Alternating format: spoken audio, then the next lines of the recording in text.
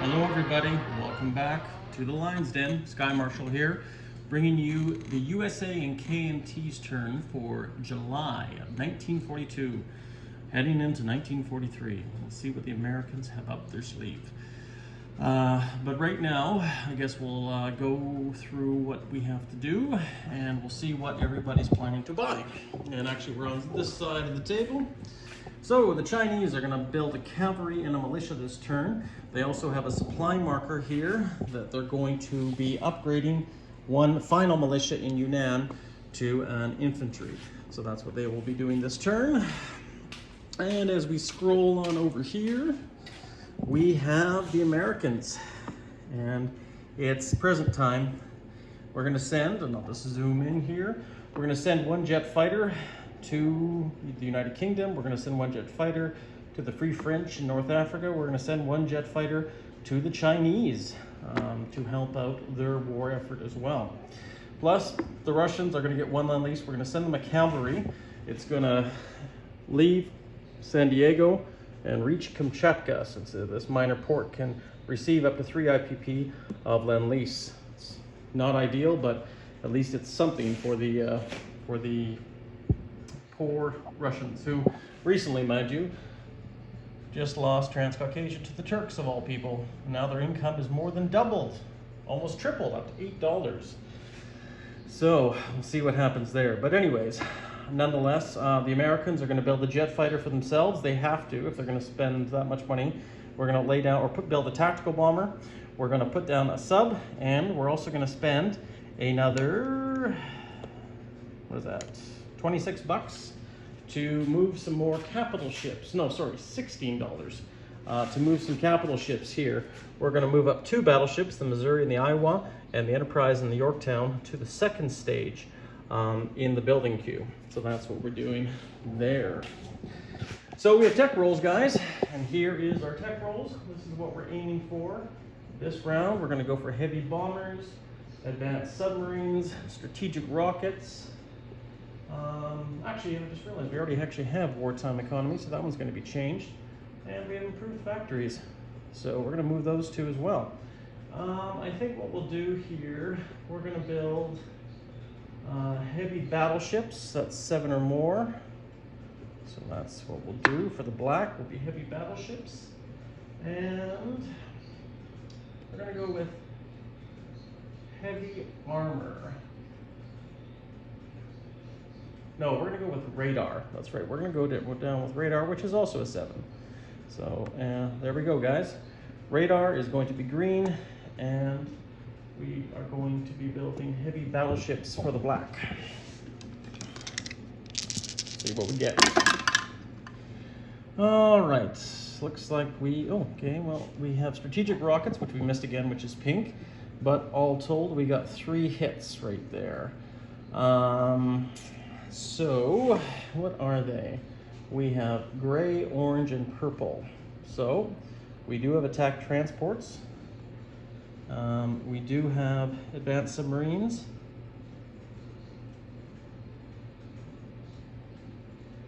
And heavy bombers, finally. Well, that's wonderful. Okay, so that's what we got, guys. Heavy bombers. And we're going to move that to our completed stage. We have attack transports moving up another 1. And we have,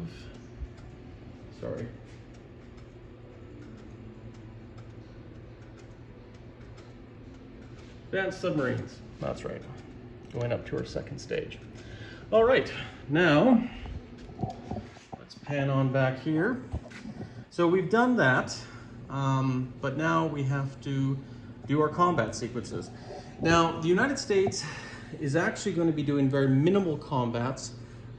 There's really no combat moves in the Pacific at all, or so the Atlantic at all. However, we are going to be attacking down here, and we are going to be attacking here. And what we're going to be doing here is the Chinese are going to be attacking one territory, and the Americans are also going to be attacking another territory. So what we're going to do here is we'll try to make this as best and easy as possible. But what we're going to be doing is we have a tactical bomber here on the Mariana Islands. There, it's going to leave. It's going to go it's going to go 1. This will be a long range aircraft. 2, 3. It's going to participate in an attack on Formosa. We are also going to bring our transport in onto this attack in Formosa, and we are going to bring in a medium armor and 1 infantry. Now, of course, we don't have any Marines coming with us, so we're hoping for a bit of luck, but that is what we will be doing here.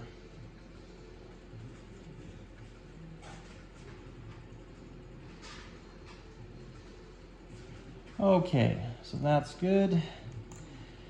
Now, the KMT is going to be making an offensive move into Hunan province, which is just 1 unit here. And what we're going to be doing is we're going to be taking in this, 2 artillery, 1 infantry, 1 mountain, and that should be it. So there we go. So we're bringing in 1 infantry, 1 elite infantry, 3 artillery, and 1 mountain. And they are, I think they are going into mountains, because the mountains are on this side of the Randall, so they will unfortunately be going into mountains, so they'll suffer the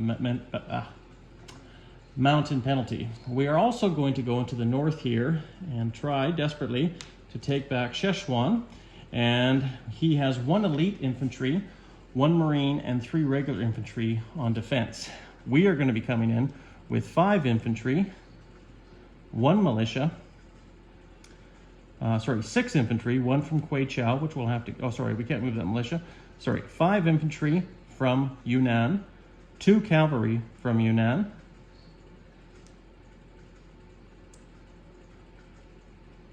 we're going to leave all 3 anti-aircraft guns there.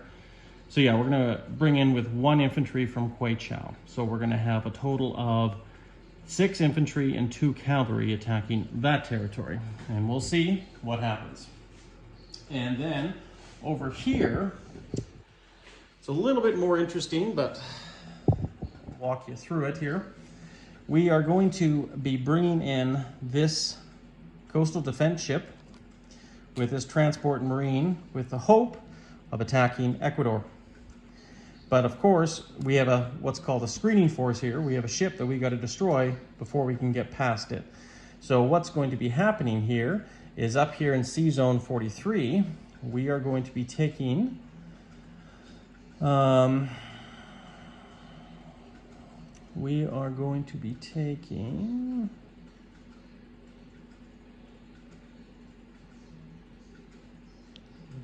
one cruiser and 1 destroyer and bring them down here. Now they can go 1, 2, 3, 4. They have the range, so we have those 2 ships there. And we're also going to take a 2nd cruiser down there as well. So we're going to have a total of 3 cruisers and a destroyer attacking this torpedo boat destroyer. And if successful, then these ships will go into Sea Zone 103, and we will do an amphibious assault onto Ecuador. We also will be taking 1 transport down here, and it will be going a total of 1, 2, 3, taking 2 infantry from Washington. And we actually have a total of 5 infantry there, so that'll be good. 2 infantry, and landing in the Galapagos Islands and seizing that from the Germans. And we have also an artillery coming up here in Peru. We have a medium bomber coming down here, which is going to be a total of 1, 2, 3, 4. So he'll have plenty of spaces to move. 4, he'll have 5, 6, at least 2 more spaces, which is all we need for him there. And that is it. So that is what's going to be the bulk of the attacks. Let's dive right into it, shall we? So let's do the Battle of Formosa. And we're going to set up our dies right here. Try to make it as wide as possible. Now, Formosa, I do believe, is mountainous. So we are going to be attacking with the tactical. And we're going to roll that one right there. See if we get a hit right off the bat. We do. We get a 6 or less, which is great. And we're going to roll his militia in defense, which is very nerve-wracking thing. 5. Thank goodness. That is a miss. So, we don't need to roll anything else since it's only being defended by 1. So we get to land our infantry and tank there. And we're going to do this step by step so I don't forget.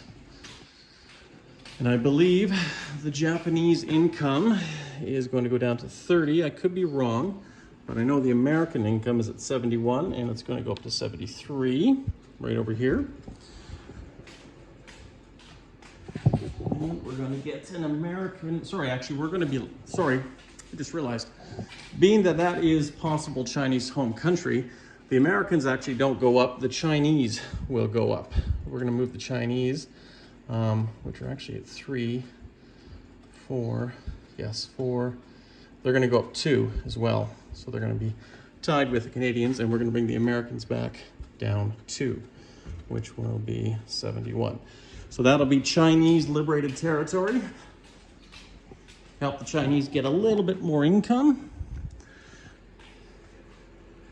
And hopefully they might get a little bit more. And of course, we'll have to fly that plane back.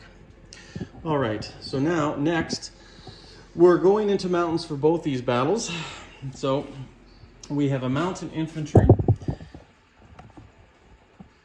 And we have 3 artillery, which are first strike. So we're going to roll 3 artillery.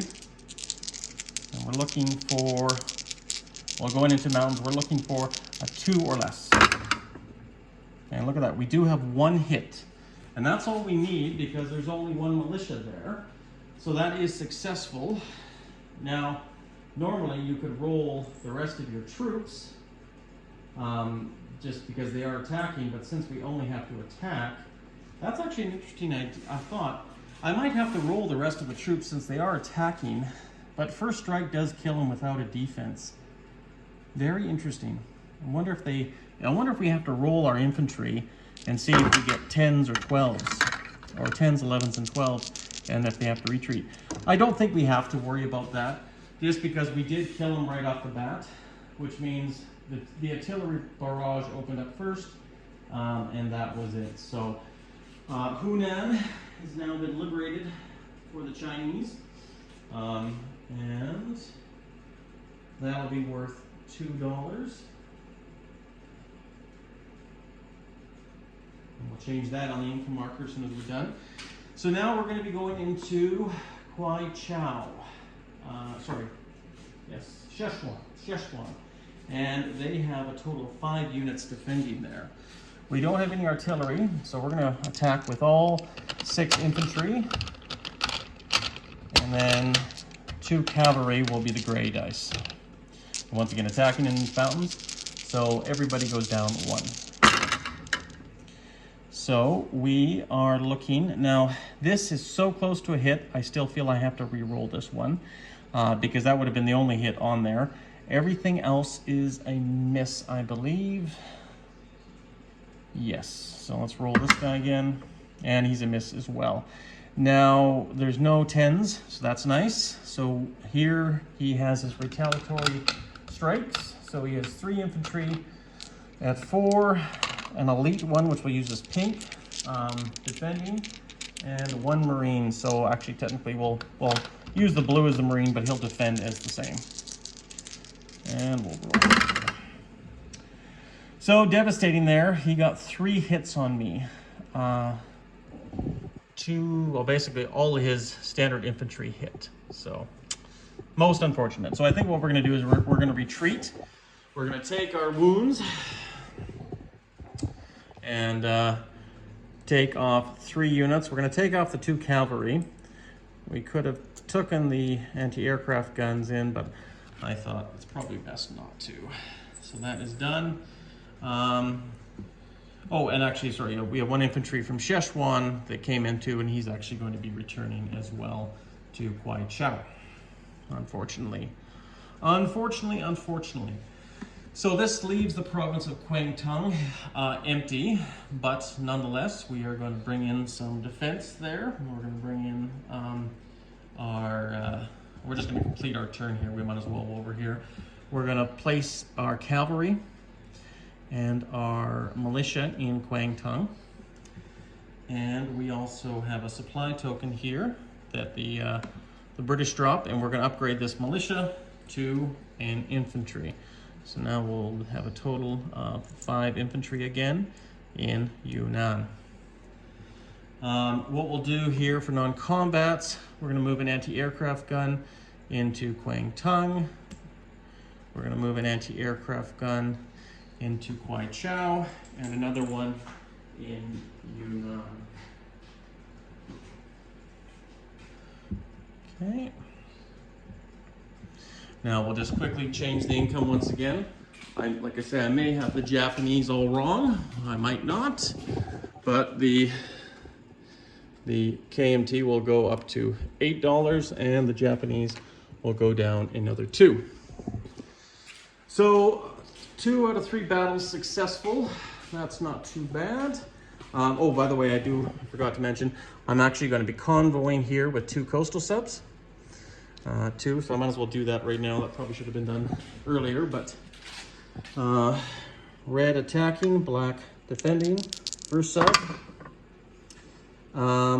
So I believe we get 1 with a coastal sub, so that's nothing.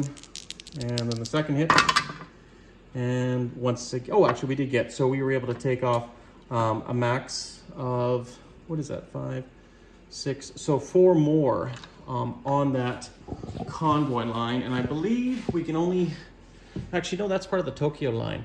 So yes, so there you go, rank, just 4 more off of the Tokyo line, which I don't think was maxed out last turn. I'll have to see or remember that. I'll probably start tracking with the with some red or orange chips. Remember which convoy line is maxed out, okay, because they're only worth 5 each. So definitely there was 4 here convoyed for that one. So we'll make a note of that. And there we go. So that completes the American and KMT attacks on this side of the board. Now let's just go over here and complete this one here. Now we have 2 cruisers and a destroyer coming in to attack this before this ship can land in Ecuador. So let's just do that right now. 2 cruisers and a destroyer. 2 cruisers, I believe, are attacking at a 6. Heavy cruisers, I should say. And we have 1 hit, which is all we need, and now we get his defensive roll. We'll roll it a yellow, and he's got a 2 or less. And that is a miss. So finally, that Peruvian torpedo boat destroyer is gone. So these 2 ships are now down here. The Utah is able to do its land bombardment shot with the Marine there. And these 2 are going to land in the Galapagos, take that over, and then we have to do this assault here. So we are attacking with, well, we'll do artillery first. Artillery is attacking with a 1. Oh, sorry, not a 1. We're going into mountains, so we're going to be looking for a 2 or less, and we got a miss. We have our infantry that's supported by the artillery, but once again going into mountains, so we're at a 2. Oh, there you go. We have our hit, and we'll roll our medium bomber just for grins, and that's actually a miss. So we do actually get a hit with our infantry, or with our Marine. Does he get a retaliatory kill? And he does not, so he loses there at 9. So ironically, the Marine landing on the beach was the victor there. So there you go. Ecuador is liberated, but ultimately taken over by the Americans. And we have the Americans with an artillery now in Ecuador, a Marine now in Ecuador. And we have 2 transports here. We have infantry there. 2 infantry in the Galapagos Islands. You may think it's odd that he took it, but he could still possibly build a militia or cause havoc there, and that still is German-occupied territory. But now it is part of the Americans. So, and that is what is in this sea zone, and that is what's in this sea zone. We have 2 cruisers, a destroyer and 106. We still have to do our non-combat movements, and we'll get to that in a second. We'll just change the income for the Germans, which I believe go down to 71 if I've been tracking that correctly, and the American income goes up to 72. Keep in mind too, I did pay to roll for Cuba this turn, so we'll see if we get that as well. And we did get convoyed by $3 by the Japanese, so I got to keep that into fact, and we've taken that money already off. So now non-combat movements, guys. Let's just perch here. Okay, so every ship in the Atlantic is going off escort duty. If I can do this elegantly.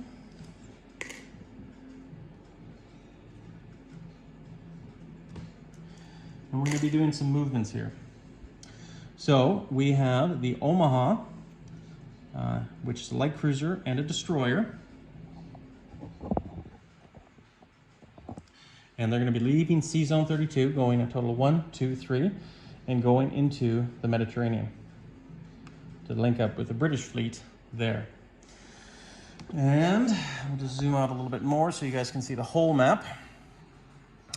We have 2 cruisers here. So this cruiser and this destroyer, light cruiser, will be going here to Sea Zone 24. And then we also have this aircraft carrier. Actually, we have that one there. 1, 2, 3, 4. Yes, we have this aircraft carrier here going 1, 2, so it's in Sea Zone 30, going 1, 2, 3, 4, going into Sea Zone 24. And I will grab a marker for that.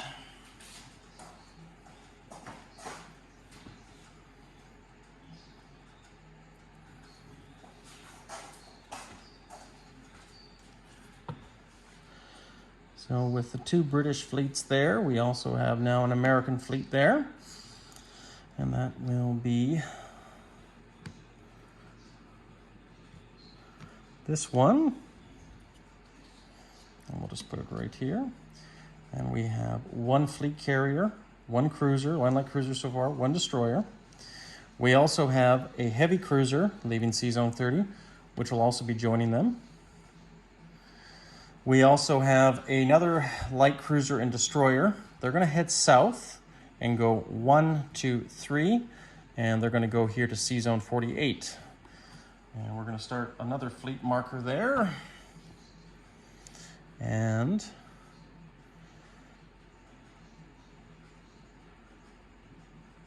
actually we have one.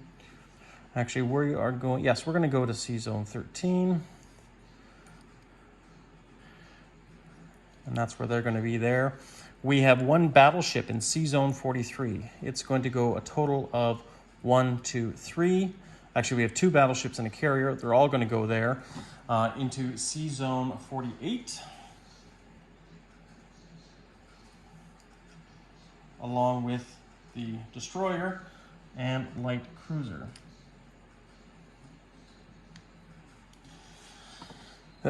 Now we have 2 transports here. These 2 transports are going to be picking up. One of them is going to be picking up a light armor in the southeastern United States, and it's going to also be picking up, and that is going to be taking it. We're going to do a strategic naval movement, 1, 2, 3, 4, 5, to a friendly port, and we're going to be landing this light armor here into the British Midlands. And then, so that's 2 movements. And then we're going to take this other transport here. Actually, yes, take that other transport here. Take 2 infantry, and we're going to do the same thing. 1, 2, 3, 4, and go and land them here in Gibraltar, leaving 1 infantry in Washington.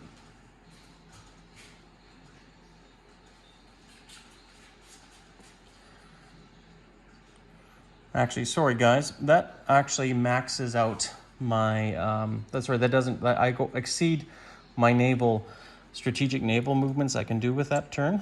So I'm going to just back that up and just move 1 unit down there with this transport. And we have 2 submarines in C-Zone 43, coastal submarines that can move a total speed of 2 or total distance of 2. So they're going to move 1 into 47, 1 into 45. So they've left 43, gone into C-Zone 47 and C-Zone 45 respectively.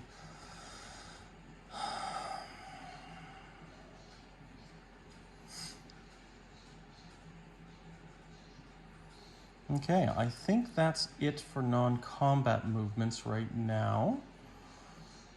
I think that's all we can do. So what we'll do now is if there's any non-combat movements over here, which there is, we got a friendly port here. We can go a max of 4. 1, 2, 3, 4. We're going to go into C-Zone 39, this American sub.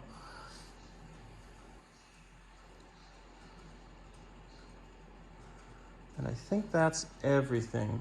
All the non-combat movements, guys. So let's place units. So we know that our 2 battleships and 2 carriers have moved up to the 2nd stage. We're going to be lend-leasing this British jet fighter from New York all the way over here to the British Midlands. And that's where it will stay. We're going to be lend-leasing this new, I think it's P-59 fighter going from Washington to the shores of northern Algeria. And that's where it will be there. Since there's nothing there that can intercept it, we have a jet fighter. This jet fighter is going to be leaving same place, Washington, and sailing around, no enemies in its path, and going to Yunnan. And that is where it will stay to help out the war effort. We have an American jet fighter right here, of course. It will be going into the Philippines, which I believe I can do. If I can't, for some reason, if I can't, I'm just having a brain moment here. It will be going to San Francisco if it can't. We're also going to be building a torpedo bomber, or a tactical bomber rather, and it will be going here into New York.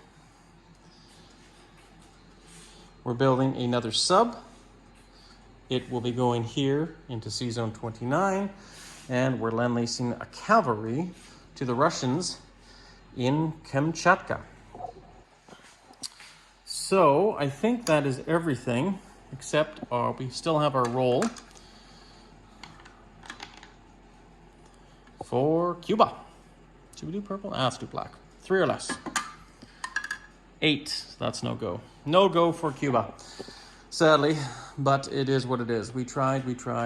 Oh, we tried. Oh, sorry, and there's also 1 non-combat movement here.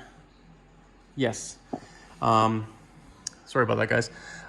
This fighter from the Saratoga, basically in this C-Zone here that was back here, this fighter is going to fly from C-Zone 43, which it originally was, and we're going to go 1, 2, 3, 4, 5. Yes, right? 1, 2, 3, 4, 5. And it will land on the deck of the Lexington. That's why I was wondering about that. Because, and I have him set aside over here, the fighter that I didn't use in Caatinga, right here, that was the Brazilian fighter, it will be landing and, of course, converting to a naval Corsair plane and landing on the Saratoga. But, of course, it's not there. It's leaving here, going 1, 2, 3, and it can easily make it. This medium bomber, I believe, had a total of 2 spaces left, possibly 3. But anyways, it came down and it was 1, 2, 3, 4, 5, and it will land in Peru.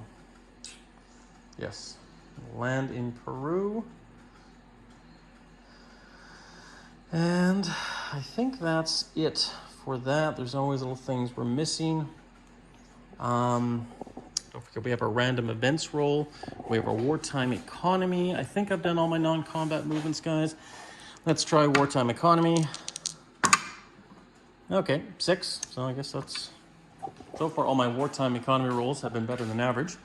So let's just grab $6 to remind us of that. Just take off all our old income.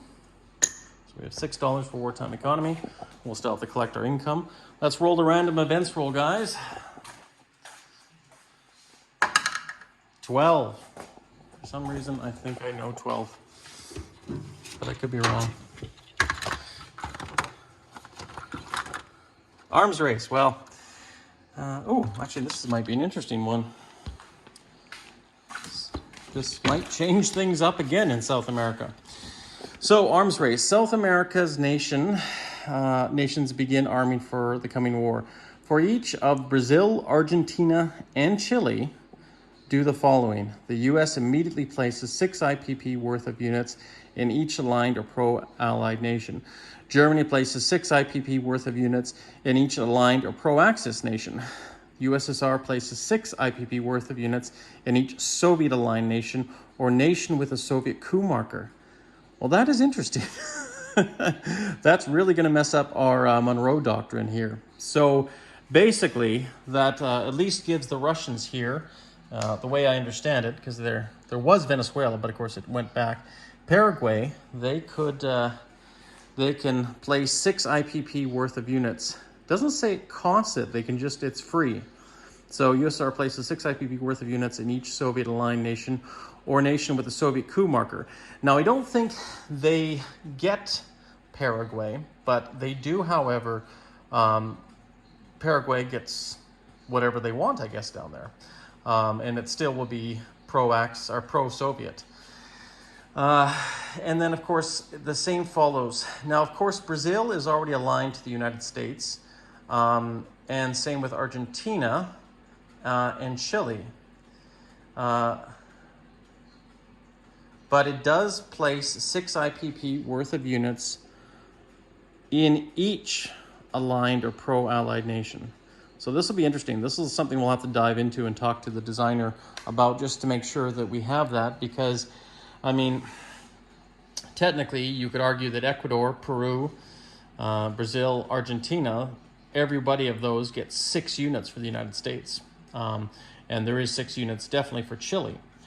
So, yeah, interesting. This is where it could really benefit the Americans. And I'll do probably an update on the video for my review later on. But anyways, I think that's everything, guys. Sorry if it's a long, drawn-out video, but I just want to go over step by step, trying to make sense of this chaos, because it is a lot of chaos going on. But at least Formosa was taken, and as well as Hunan, back for the KMT. So once again, there's no unit that gets upgraded in there. Why? Because, well, we've depleted all our units that have been upgraded. So I guess that's a good problem to have, nonetheless.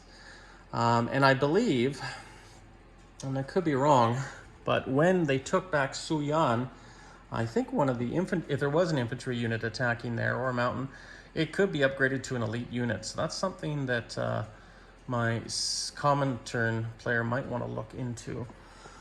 But yeah, aside from that, guys, this is Sky Marshal signing out. Take care and stay classy. Oh, one thing before we just quickly leave here, we'll just set up our accounts. The KMT is going to collect $9 because of they have their bonus. And here, the Americans are at 72. So that's good with all their extra stuff, plus their bonuses. So that's 72 plus an extra 12. 84 plus another 6. So we're collecting $90 this turn, all told. So we'll just make sure we Make a moment of that. 75, 80, $90. So 90 bucks for the Americans. And of course over there we have $9 for the KMT.